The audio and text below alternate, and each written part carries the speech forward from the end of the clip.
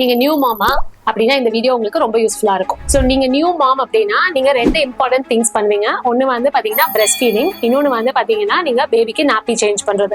So இந்த ரெண்டு டைம்லயுமே நீங்க எர்கனாமிக்கலா உங்களோட பாஸ்டரை எப்படி கரெக்டா மெயின்டைன் பண்ணணும் அப்படிங்கறத சொல்றேன். ஸோ ஃபர்ஸ்ட் வந்து பாத்தீங்கன்னா நீங்க பிரெஸ்ட் ஃபீட் பண்றீங்க அப்படிங்கும் போது நீங்க வந்து ஒரு ப்ராப்பரான ஒரு ஆர்ம் ரெஸ்ட் இருக்கிற மாதிரி சேர் சூஸ் பண்ணிக்கோங்க.